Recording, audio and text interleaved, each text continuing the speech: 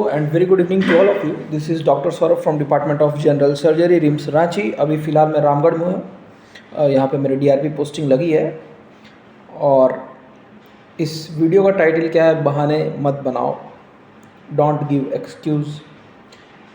मैं इसलिए बोल रहा हूँ, एक तो सुपर 30 मूवी आप लोगों ने देखा होगा, उससे बहुत ज़्यादा मोटिवेशन मिलता है। और दूसरी बात यह है, क्या मैं जब कोटा में था उस समय मेरे साथ एक श्याम जी करके बैठते थे। अभी पता नहीं श्याम जी कहाँ, अब तो हमारी कनेक्शन नहीं है। तो श्याम जी बिहार से थे और श्याम जी की एज थोड़ी ज़्यादा थी। श्याम जी मैंने जान के नाम चेंज कर दिया है, क्योंकि हो सकता है वो ये वीडियो देखें और शायद अब मुझे पहचानते भी ना हो। तो श्याम जी को मैंने पूछा कि श्याम जी मतलब इसके अलावा और कुछ करते हैं क्या? श्याम जी ने बोला नहीं। तो एक दो दिन बोला नहीं, लेकिन मुझे लगता था कि यार कुछ ना कुछ तो करता है। और आप देख के मतलब बता सकते थे कि उनकी जो घर की स्थिति थी, आर्थिक हालात थी, वो अच्छी नहीं थी। तो फिर श्याम जी ने मुझे एक हफ्ते के बाद बताया कि वो ग्रुप डी रेलवे में जॉब करते हैं और अभी जॉब को छोड़ करके यहाँ पे डॉक्टर की पढ़ाई करने के लिए आए हैं, तैयारी करने के लिए आए हैं। तो बस श्याम जी नहीं, मैंने बहुत सारे ऐसे लोगों को देखा है जो पढ़ना चाहते हैं लेकिन उनके पास पैसा नहीं है। और इस चीज़ को माने या ना माने, कहीं ना कहीं पैसे का रोल तो पढ़ाई में रहता ही रहता है, कहीं ना कहीं तो रहता है। आप अगर अच्छे जगह से आपका बेस अगर अच्छा होता है, आपके पास पैसा अच्छा होता है, तो आप अच्छी जगह पढ़ाई करते हो, वहाँ से आपका बेस अच्छा बन जाता है, फिर अच्छी जगह एडमिशन मिलता है ना। नो डाउट जो आपका इंटेलिजेंस है वो तो मैटर करता ही है, बट पैसे की भी ज़रूरत कहीं ना कहीं होती है। अगर आप आज के डेट में कोचिंग नहीं लेते हो, घर से भी किसी चीज़ की प्रिपरेशन करते हो, तो उसके लिए भी आपको पे करना पड़ता है।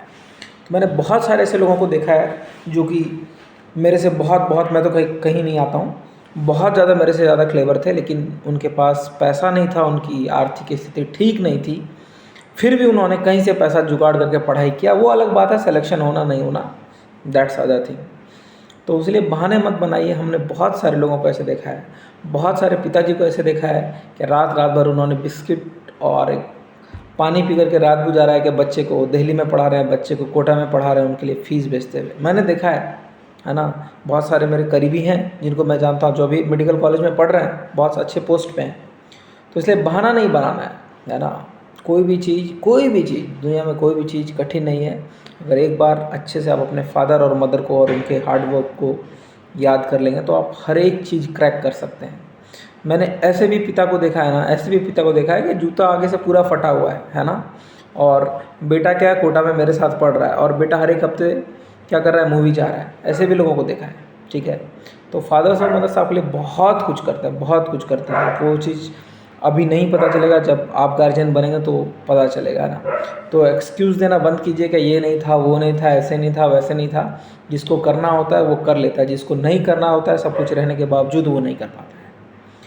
तो अभी जस्ट थोड़ी देर पहले मैं फेसबुक स्क्रॉल कर रहा था, उसमें श्याम जी दिख गए, वहीं से मुझे ये याद आया। तो मैं सोचा कि इस पर थोड़ा सा जो डिस्कशन है वो हम लोग कर लें।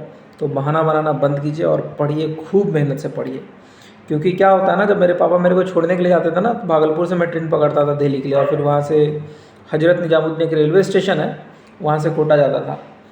तो सब लोग हंसते थे, है ना। क्यों हंसते थे? क्योंकि मेरे स्कूल का रिकॉर्ड्स बहुत ख़राब है। और ये वीडियो जो भी मेरे स्कूल के फ्रेंड देख रहे हैं उनको पता है, मेरा स्कूल का रिकॉर्ड बहुत ख़राब रहा है। पढ़ाई वढ़ाई वहाँ करता नहीं था, वहाँ कुछ और ही करता था, है ना। तो सब लोग हंसते थे कि भाई इसको डॉक्टर बनाने के लिए भेजना है। तो हो गया, अभी कहाँ सबको पता ही है, ठीक है ना। तो लगे रहिए, सिलेक्शन होगा ही होगा। Thank you.